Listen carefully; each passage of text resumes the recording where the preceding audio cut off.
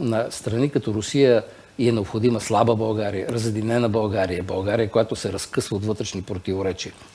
И това, което исках да кажа, е свързано с Македония.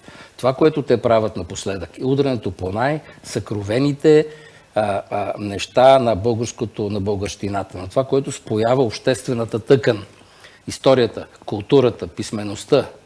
Русия от няколко години вече измества, как да кажа, своето признание на произхода на кирилицата и това. Това беше прословутото изказване на Путин. Преди колко години беше? Тръгна се оттам, не отдавна.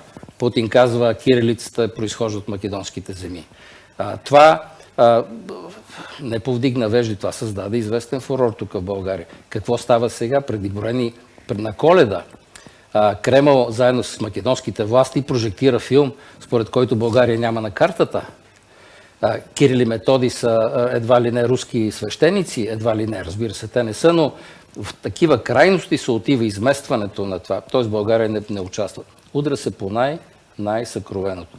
Разбира се, по този начин от една страна се събужда българското обществено мнение, надигат се настроения против сближаването с Македония и така нататък, но от друга страна това показва, че проблема на България и на Запада в Македония не е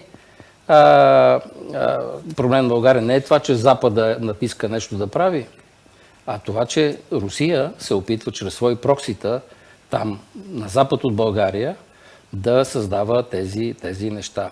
Затова действията на правителството, на политическите сили трябва да се гледат и през тази призма.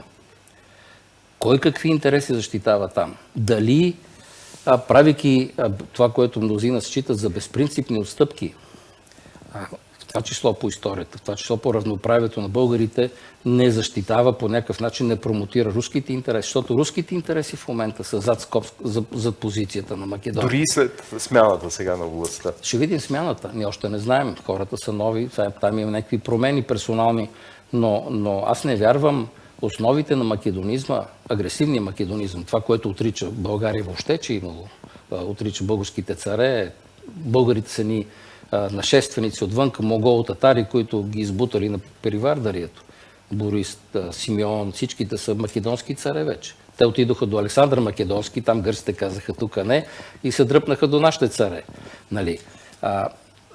Аз съм съгласен с тези, които казват, че трябва да има помирение. Някой даже казва, трябва да има извинение. Беше много силно интервюто на Копринка Червенкова днес по програма Хоризонт.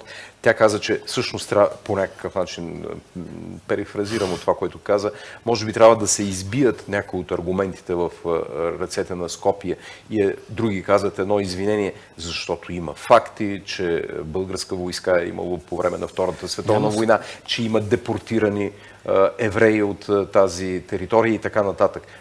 Няма съмнение. Исторически факти. Не, то е исторически факт. И причината, ние всички знаем причината е, че България тогава администрирала тези територии, но искането тези хора да бъдат извозени в Треблинка са на германските войски. И това било условието да се съгласят те да не влезат в България и да вземат българските евреи. Тогава пред нашия политически елит стоял този въпрос. Те се го решили по този начин.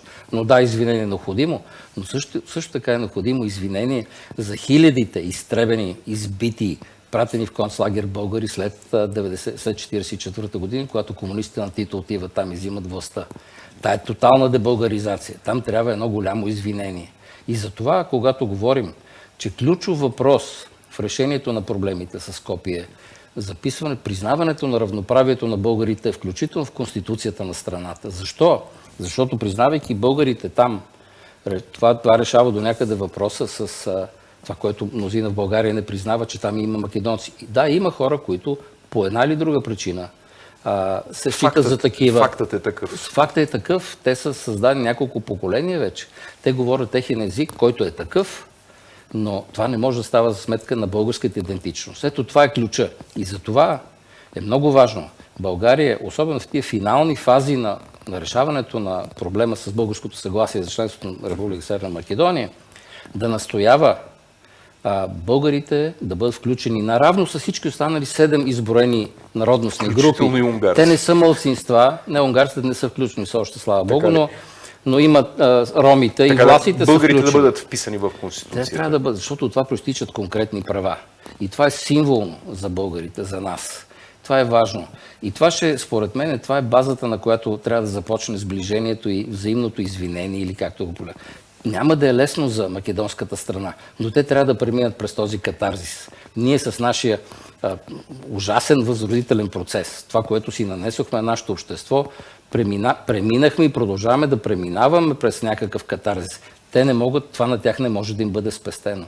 И затова, когато госпожа Червенкова говори за извинението за евреите, аз съм напълно съгласен с нея, но по същия начин трябва и от татъка да получим извинение за това, което се случи. За да не остане българо-македонските отношения в плен на историческите факти, извинения, взаимни и така нататък, но факт е, че няма пряка авиационна линия, няма въздушна линия София-Скопие, няма магистрала, няма ЖП линия.